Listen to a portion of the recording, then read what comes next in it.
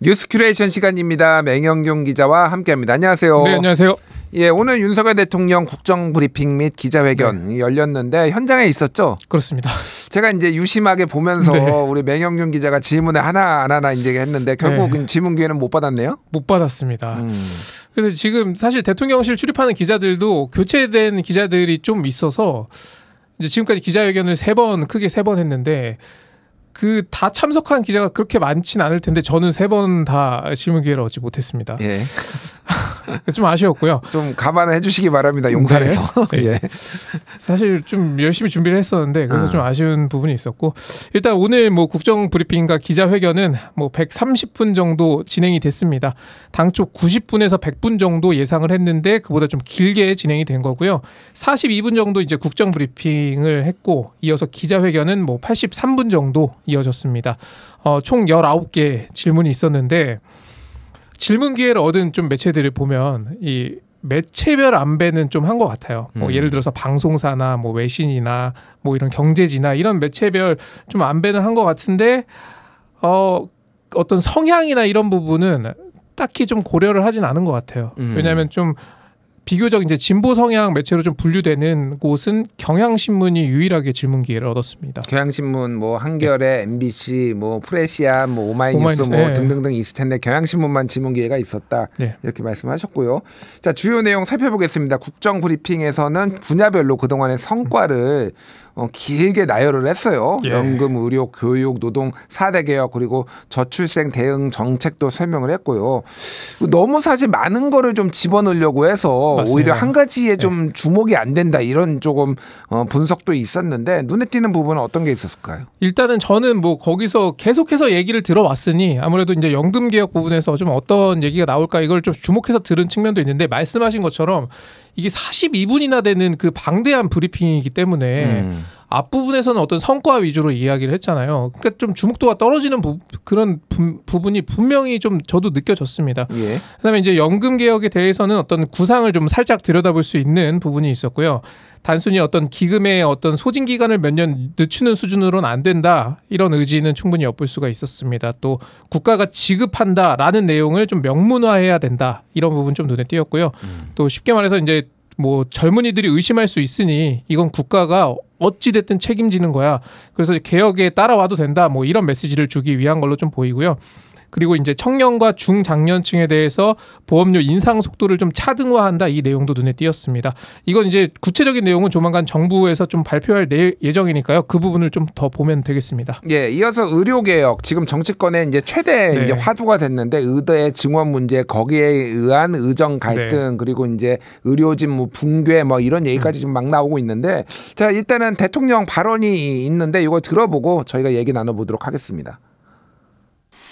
이제 의대 증원이 마무리된 만큼 개혁의 본질인 지역 필수 의료 살리기에 정책 역량을 집중하겠습니다.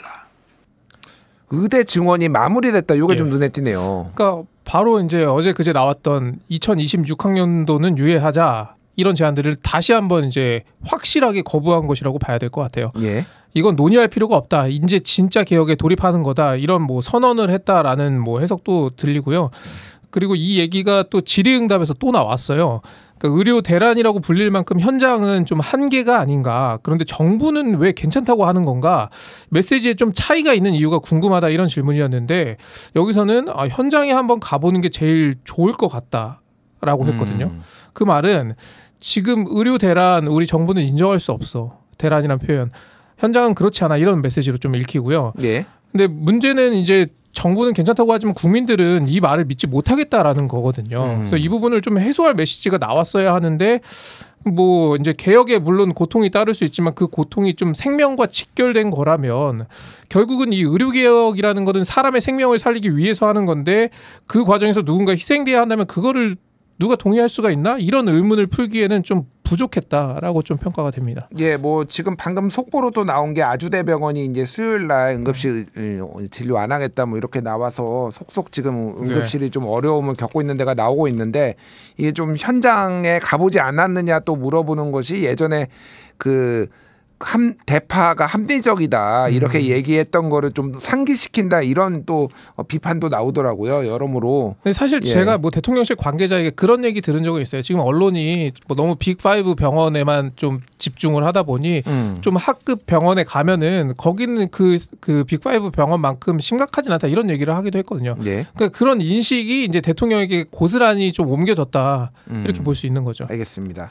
자, 다음 발언도 살펴보겠습니다. 당정 갈등을 묻는 질문과 이재명 민주당 대표와의 영수회담 가능성을 묻는 질문에 대한 답변이었는데요. 들어보겠습니다.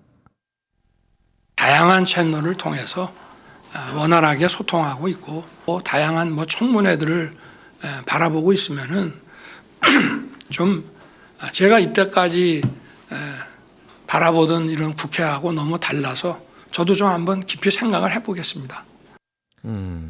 바라보던 국회랑 다르다. 네. 예. 이게 그러니까 비판한 걸로 좀 들렸어요. 그렇습니다. 이게 이제 두 부분을 제가 편집을 한 건데 앞부분은 이제 뭐 한동훈 대표와의 어떤 당정 갈등을 묻는 질문에 아니다. 다양한 채널을 통해서 원활하게 소통하고 있다라고 답변을 한 부분이고 그러면 이재명 대표와의 좀 영수회담은 좀 어떤지 이렇게 묻는 질문에는 청문회들을 바라보고 있으면 뭐 지금까지 바라봤던 국회와 너무 달라서 깊이 생각을 해보겠다 이런 얘기를 한 거예요. 네. 앞부분부터 좀 보자면 다양한 채널을 통해서 원활하게 소통하고 있다라고 하면서 어떤 한동훈 대표의 이름을 꺼내거나 뭐 한 대표와 소통하고 있다라거나 이런 얘기는 전혀 안 했거든요. 한동훈이라는 이름 단어가 한 번도 안 나왔어요. 네. 오늘. 그리고 그냥 당과 잘 소통하고 있다라고 하면 바로 대표가 떠오를 텐데 다양한 소통을 하고 있다라고 한 걸 보니 이거는 한동훈 대표는 아니구나. 라는 생각이 바로 들더라고요. 그렇게 해석이 될 수도 있군요. 예를 들면 뭐 추경호 원내대표랑 그렇죠. 협의를 한다든지 뭐 이렇게 해석될 여지가 있다. 그러니까 지난 회견 때도 어떤 당정 갈등이 있는지 묻는 질문이 있었거든요. 지난 5월에도. 근데 그때는 뭐 한동훈 대표를 향해서 이제 정치인으로 거듭났다. 잘하길 바란다. 뭐 이런 덕담이라도 건넸었는데 이번엔 아예 이름조차 언급하지 않았다. 이 부분 좀 눈에 띄었고요.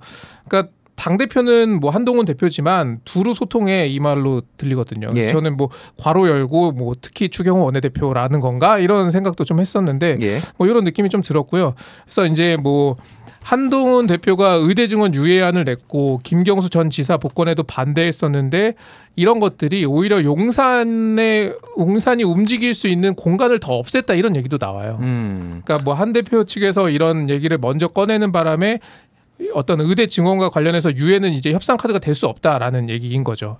그런 불편함이 좀 나온 거라고 좀 보여집니다. 알겠습니다. 오늘 뭐 이제 국민의힘이나 민주당이나 다 연찬회 워크샵 뭐 이런 거 여는데 대통령이 참석 안 한다라는 얘기도 있어서 그것도 좀 불편한 기색을 약 한 14분 후에 확인이 될 수 있을 것 같습니다. 예, 그것도 이제 엠바고가 걸려 있는 건데 이미 언론 보도로 확인 아마 안 할 것 같다 이런 게 많이 나와서 제가 언급을 한 거고요.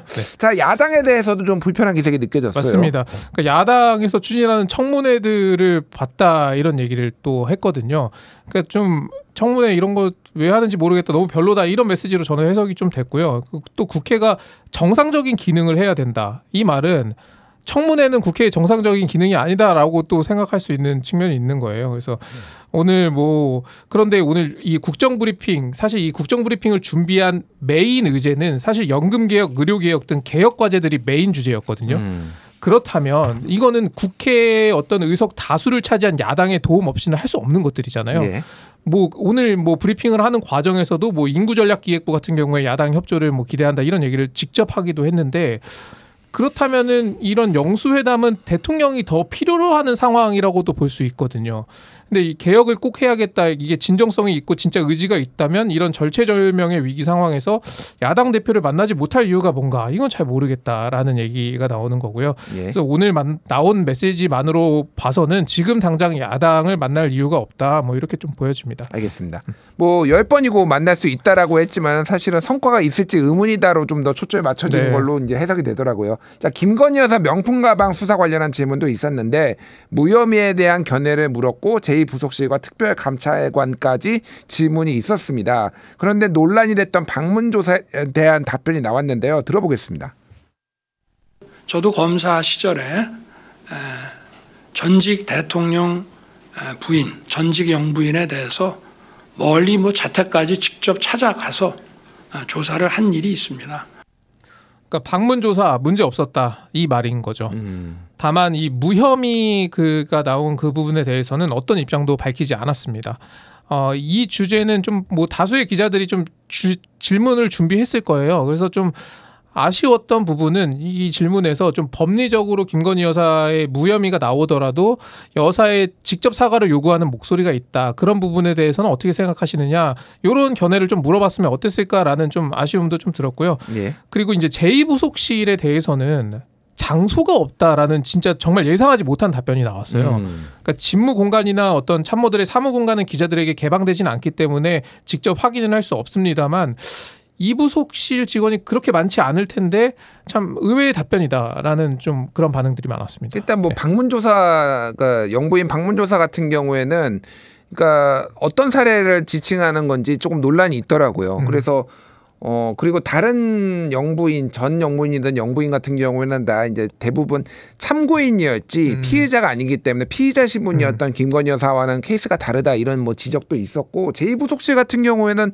이게 이미 부속실 직원이 제2부속실 역할을 하고 있으니까 그 직원들만 그렇죠, 예. 따로 칸막이만 치면 되는 건데 왜 공간이 없다고 하는가 이런 의문들이 기자들 사이에서도 상당히 많이 나왔다고 하더라고요. 최상병 특검 제3자 추천 특검이 만약 여야 합의로 통과된다면 수용할 수 있을지 이것도 물었죠. 예, 그렇습니다. 여기에 대해서 이제 많은 국민들이 그 수사 결과에 대해서 이의를 달기가 어렵다고 보고 있다라는 발언이 하나 있었고요. 수사가 잘 되고 있다고 생각한다라는 발언도 있었습니다. 그러니까 앞부분은 최상병 순직에 대한 그 수사가 경찰 수사가 적절하게 충분히 좀 이뤄졌다 이 얘기로 보이고요. 뒷부분은 어떤 수사가 잘 되고 있다라는 부분은 어떤 뭐 처벌에 대한 이야기를 한 걸로 봐서 어떤 외압 의혹에 대해 공수처 수사를 얘기한 것으로 보입니다. 다만 사실 그 이번 질문에서는 임성근 그 전 해병대 1사단장의 구명 로비 의혹의 실체가 있었느냐라고 물은 거거든요. 근데 이 부분에 대해서는 좀 명확한 답변을 받기는 어려웠다라고 좀 봐야 될 것 같습니다. 예, 논란의 독립기념관장 임명 질문도 있었는데 뉴라이트 혹은 친일 인사라는 지적에 대해서 그 입장을 물은 거였거든요. 요거에 대한 답변 들어보겠습니다.